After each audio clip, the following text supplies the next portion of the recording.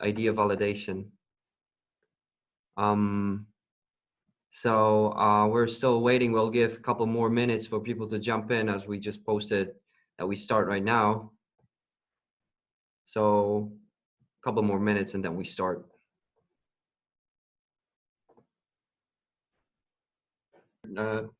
In several groups. So I think we'll give a couple more minutes for people to jump in while we start.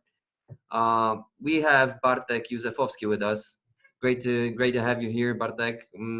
So the initial idea validation at this early point when we start our hackathon is obviously crucial. So I'll hand over to the expert to give you some more input on how to do it with lean canvas method. We'll keep it English, so people who from other countries will jump in and jump out. I see the major here is Polish, but for the sake of the record that we're doing here, just let us keep it in English, so everyone might use it. We'll record it and then we'll also post it in more relevant channels. So handing over, Bartosz. Hi everyone, thanks for getting involved in this. I'm saying this as a citizen, as a person, as a father. So it's great to have all the minds here to think about how to kind of maybe not solve, but support us in the day of crisis. I would like to learn a bit about who do we have here. Just gonna share with you a short slide or a tool asking you to get, let me just share the screen with you. If you could go to the website menti.com, whatever, on your mobile phone or on your laptop, menti.com, and use this code here to enter the short survey I would like to take with you. Do it please right now. We'll see. You can also type this address on our internal chat. Zoom. Yep.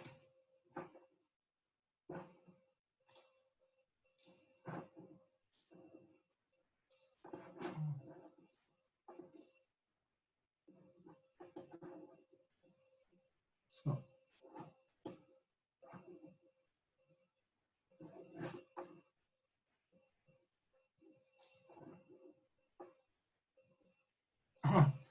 Okay.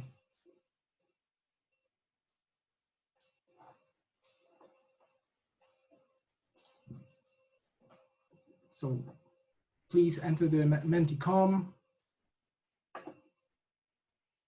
There will be second question, so don't close the website. I think that we have just 6 people getting engaged. I need more. So just click menti.com and this code here, 742365. It will allow you to.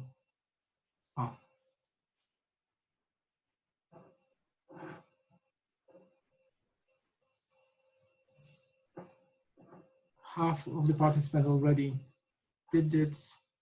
As I've expected, we don't have already someone that is, let's say, first degree impacted, but unfortunately it will come soon. So there's a second question. What are you most scared of right now? I wouldn't say maybe that the word scared is a proper one, but I'm just interested. What is your biggest, like, in your opinion, biggest threat, or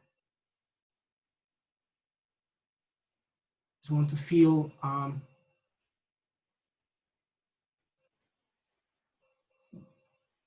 what consequences do you feel that will be the biggest from the current crisis or coronavirus pandemic?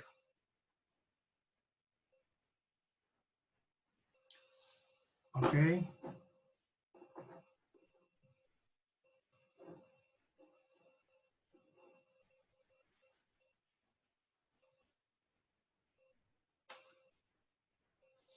don't know if we will have more.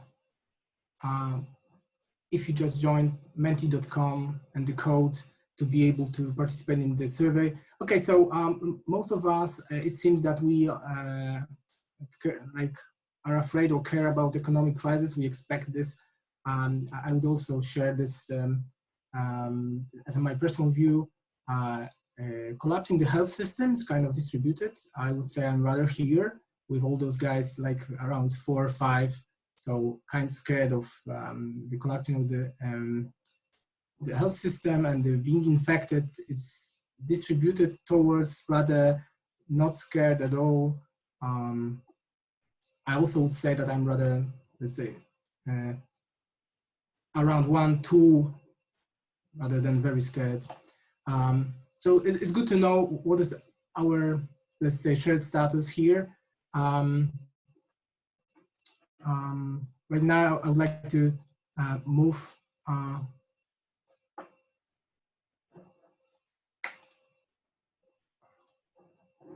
to camera and just talk to you about what we are going here to do. So in the world where there's multiple of different ideas, you need to be smart, you need to be fast. And I have some gadgets here. This is the first gadget. I hope these are Nespresso coffee cups that are often used as an example of ingenuity and the idea how to create new product. And I know that you are thinking about how to create, let's say, service or product that is not maybe making money out of the crisis, but you will need to create a product or service that will be used by people and will be kind of sustainable. So this may be a good example how to, without huge R&D and huge patents and stuff like that, and time for developing solution, creating something new. The second thing is, this is the original from 70s cover of razor blades. In Poland, we say żyletki from Gillette, because this was the main product here, and this was huge revolution.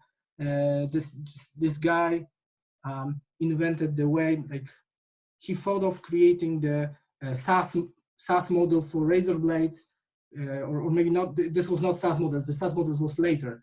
He just created this model where you pay a small entry fee for the razor, and then the blades are really his business. And again, not much of R&D spending, rather just thinking about new model and changing the way we think about the service till now. And the third thing is this thing. I don't know if anyone recognizes. I'm waiting on chat if anyone knows what it is. Yes, InPost. Maciek is correct. This is the piece of metal that InPost was sticking to envelopes. Years ago, it was guaranteed for post in Poland to have monopoly on small packages, small envelopes, and to make them heavier, just to be able to service the market. InPost thought about this piece of metal, and again, this is something that I hope you are thinking of right now. And how to get to the point of idea like this. I will share with you a presentation. This is putting the link here in the chat room. Hope it won't crash the presentation right now that I want to make. Please let me just.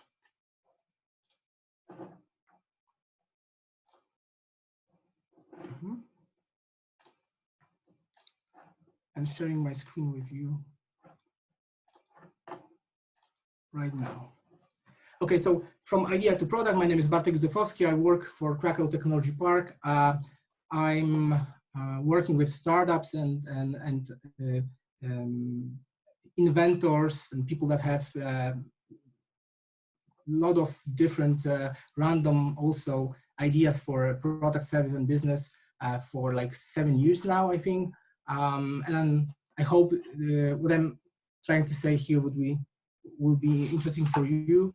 So I started with this patents, 9,000 patents 1 year for IBM, Samsung, close to that, with 2 different companies doing this. So those big guys play big guns, big R&D expenditures in billions.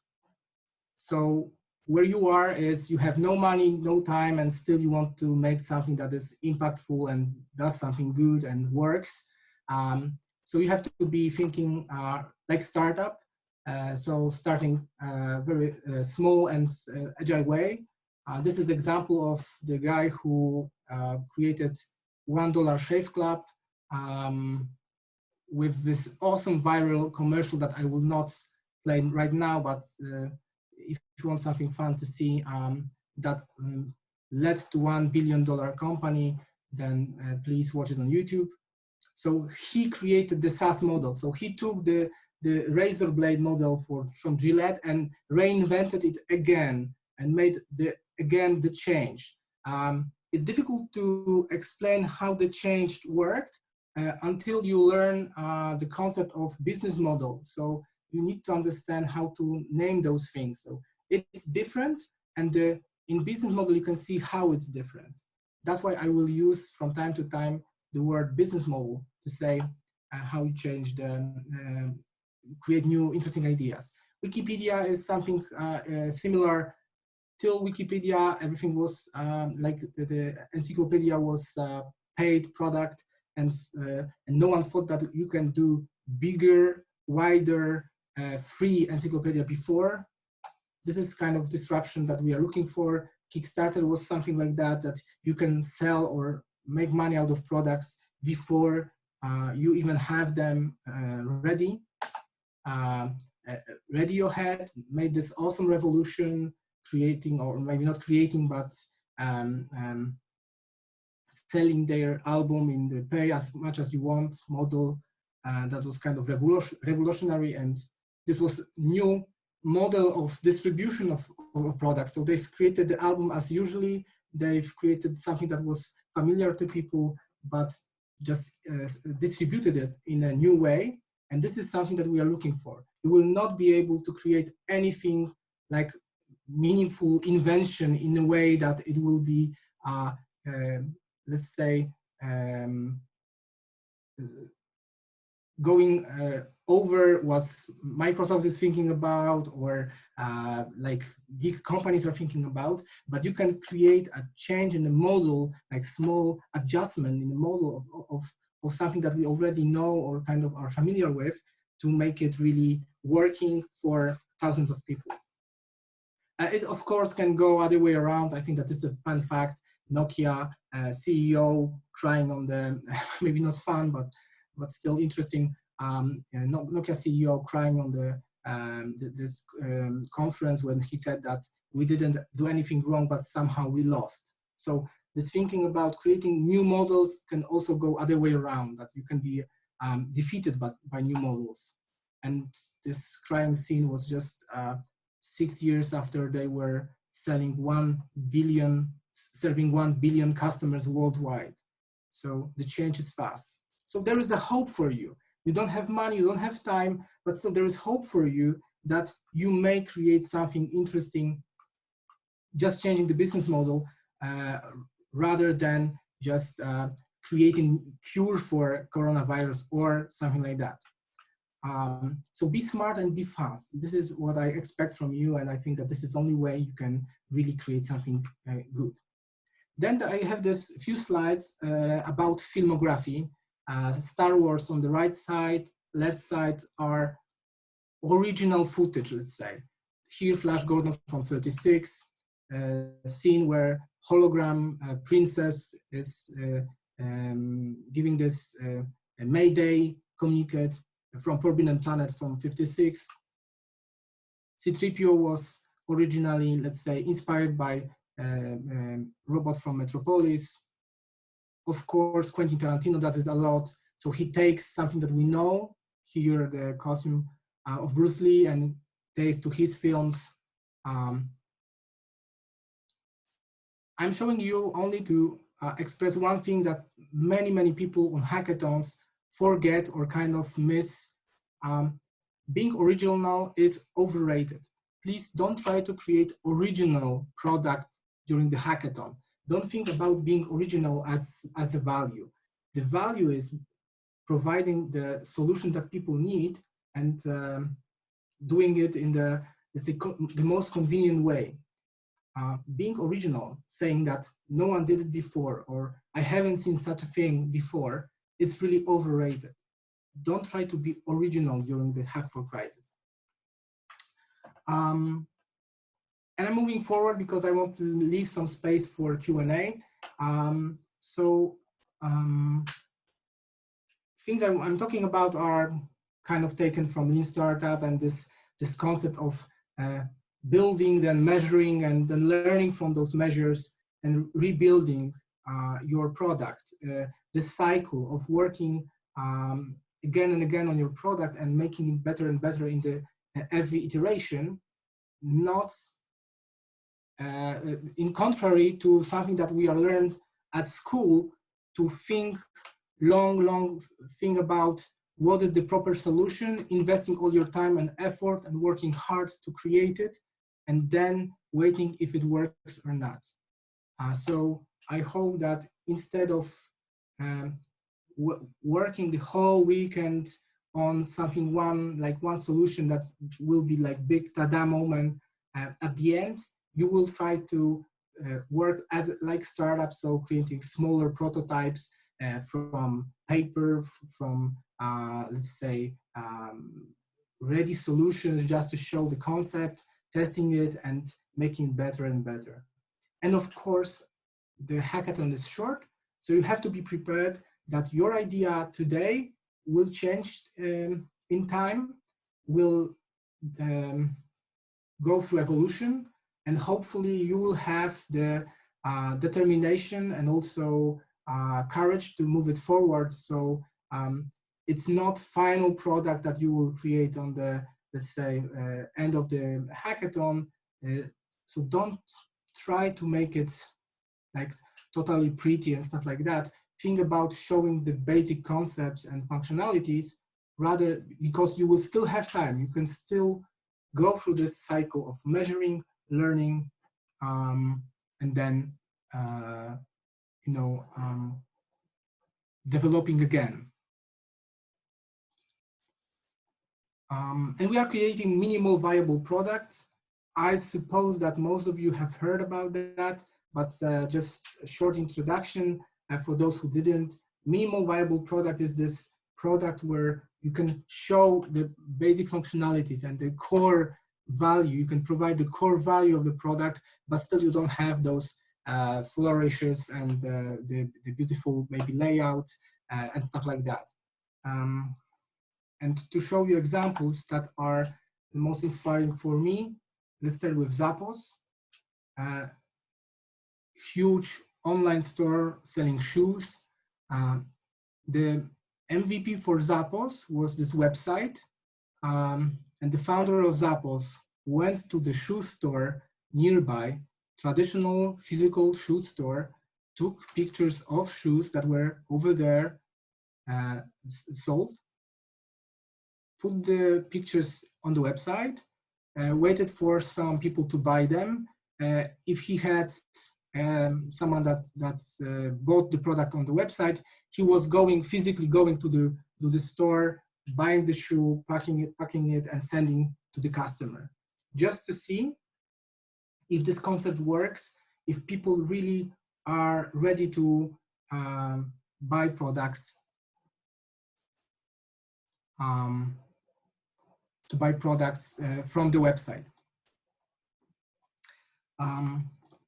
Then Dropbox, there's a YouTube film. Dropbox, their MVP, it was just a video. They showed the video of a product that showed functionalities, and this video then showed it to customers or potential customers just to get feedback. And they were pretending basically that they have a product, but basically they were collecting feedback about how what people understand, what they don't understand, and how they feel about the product, what they need, expect, stuff like that. So it was a great way to create an MVP, just a facade of the product to gather the feedback and understanding what is really needed. And Buffer did the same, but with the fake website where almost nothing worked, but they were tracking who is clicking on plans and pricing, then who is what people are choosing, so what plan people are choosing, just to understand what is the motivation. And when they clicked through this fake website, then they show that, hey, you called us, we are not ready to provide you the service, but leave your email, we will tell you when it's online. These are 3 examples of what you can provide at the end of the hackathon to get some feedback, to understand how people react, not necessarily building the whole thing and building the whole product. The crucial here is to understand what people really need and how they understand your idea. You are working in a team, so sometimes it's difficult to address all those issues, understand what is the biggest priority right now for us. So I highly recommend Lean Canvas. In this presentation, you will have links to blog posts that are explaining more, tool where you can create online Lean Canvas, and online course by Agnieszka Lewandowska, who is co-organizer of the hackathon, that kind of is like full training you can take on this issue, and is the best right now in Poland you can find, so highly recommend. But the basics of this Canvas and the concept of Canvas is that you first of all you try to understand your customer segments or your users here. So who will use your product? Who are you targeting with this solution? Try to understand not only their age, where they live, and but also kind of behavioral context. So are they using a lot of mobile phones, text phones, social media? Are they people who like to share stuff, or rather introverted and stuff like that? Try to think about your customer, not only about the numbers. So person living in a big city between their 20s and 60s, but taking closer look at who is really your customer. Then try to understand what problem do they have. And we move from this first segment to the far left to describe what is their problem. And then understanding the mechanics of the hackathon, I would say move to solution. So if the problem is that people don't understand, your solution should be, we will explain. If the problem is that people don't know, solution is, we will share knowledge. If the problem is that people don't obey, solution, we will stimulate people to obey, we will give them incentive. If the problem is that, I don't know, the government doesn't know, we will collect the data, we will process the data. This is our solution. Then there's a unique value proposition that is kind of why anyone should care and why should use your solution. And I would suggest that, taking that you have not much time, focus please on channels. So how you will reach the people that are your customers, and how you will provide the solution. So is it a game? Is it the social media channel? Is it the radio program? Is it a physical product? This will determine what channels you need to provide really the value. So you will have to send something to them. You will have to send them email. You will need to have their social media accounts, stuff like that. So I would suggest during the using this lean canvas and going through customer segment, problem, solution, what is this unique value, and channel. And if you have time and some skill and you did it before, you can work on unfair advantage metrics, and then cost structure and revenue streams, not necessarily about money, but about the value that comes to the to organization on person that is hosting the product. It may be other value than money, but still someone has to have the motivation to run the idea further. We don't have much time, so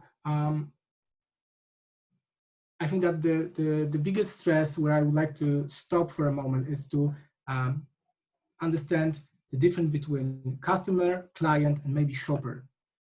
For many of you, the customer is, let's say, the citizen, the average person on the street. But the client, it may be government, country government, city government. It can be school director. It can be a teacher. It can be employer that is thinking about their employees. So many people focus on customer and focus about user experience, not thinking about who is the real client, the decision maker, the person that is really making the decision to use this product. And I did this, the shopper here, the smaller one, is because sometimes the shopper is also important. So if you have a product for elderly people, shopper is usually their son or daughter. Someone has to buy it online. So they've heard about it in TV or radio, but at the end of the day, their kids are going to the website and buying the products. So sometimes it's important to understand that you need to have a communication that is also understandable for shopper, that you need to prepare the channels to be adequate for shopper. Understanding this is, so when you do, for example, something for government, you need to understand that the shopper may be middle-aged public officer that had never contact with new technologies as let's say startups, apps, and stuff like that, that has his public tenders, rules of engagement, and he cannot just take your product and use. You need to understand how their process works. Or you need to take it into consideration. You don't necessarily need to prepare for every situation, but just think about it for a moment and understand who is your customer and who is your client, maybe who is your shopper, and how do they differ and how their perspective differ. Bartek, really sorry to interrupt you. We have some technical problems, meaning our basic version of Zoom appeared to have some limitation in time, meaning that we need to switch from this channel to another one. We're really sorry for the inconvenience caused by this, but we need to switch channels again. So we'll post, So we'll post a different channel to this as a second part of this workshop for you to join. We'll also update it on Slack. We'll put it here on chat. So guys, we're really sorry about this. We weren't aware. We're trying to right now solve this. We're posting another link. And the same goes with Slack. Okay, right? This will be like probably very short ending and Q&A session because I don't want to take much of your time. So I invite everyone for Q&A and let's say brainstorming with everyone. So see you in the second part. I'm sending a link. Zoom link just appeared in